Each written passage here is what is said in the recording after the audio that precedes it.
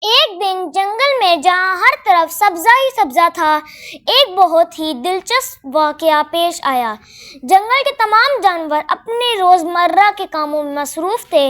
اس جنگل میں خرگوش، لومڑی، ہرن، بندر اور بہت سے دوسرے جانور رہتے تھے۔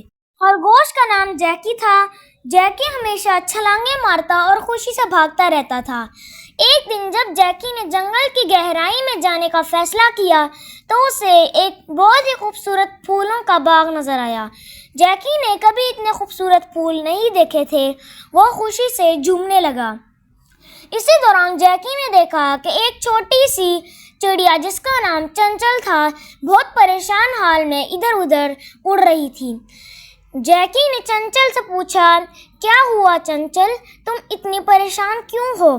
چنچل نے جواب دیا، میرے بچے گھونسلے سے گر گئے ہیں اور میں انہیں ڈھونڈ نہیں پا رہی۔ جیکی نے فوراً کہا، چنچل فکر نہ کرو، میں تمہاری مدد کروں گا۔ جیکی اور چنچل نے مل کر پورے جنگل میں چنچل کے بچوں کو تلاش کرنا شروع کیا۔ وہ ہر جھاڑی اور ہر درخت کے نیچے اور ہر جھیل کے کنارے پر گئے۔ جنگل کے دوسرے جانور بھی ان کی مدد کرنے لگے۔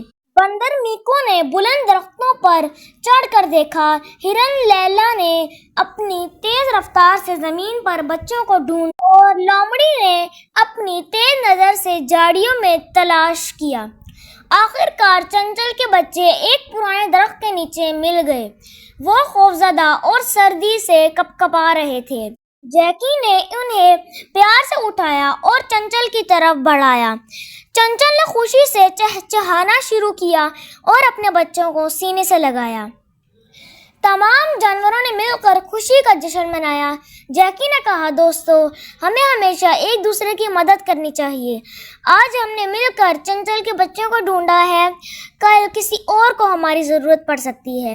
اس دن کے بعد جنگل کے تمام جانور اور بھی قریب آ گئے۔ وہ ہمیشہ ایک دوسرے کی مدد کرنے اور ایک ساتھ خوشی منانے لگے۔ جنگل کا ماحول اور بھی خوبصورت اور خوشیوں بھرا ہو گیا۔ ایک دن جیکی نے ایک نیا خواب دیکھا۔ اس نے فیصلہ کیا کہ وہ جنگل کے تمام بچوں کو کہانیاں سنائے گا تاکہ وہ بھی مل جل کر رہنا سیکھیں۔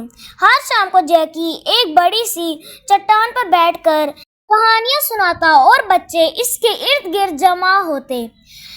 وہ کہانیاں سن کر بہت خوش ہوتے اور ان کی کہانیوں سے سبق بھی سیکھتے۔ جیکی کی کہانیاں جنگل میں بہت مشہور ہو گئی۔ دوسرے جانور بھی اپنی کہانیاں سنانے لگے۔ لومڑی اپنی چالاکیوں کی کہانیاں، ہرن لیلا اپنی رفتار اور بہادری کی کہانیاں اور میکو اپنی مہماتی کہانیاں سنانے لگا۔ جنگل میں ایک خاص تبدیلی آ گئی۔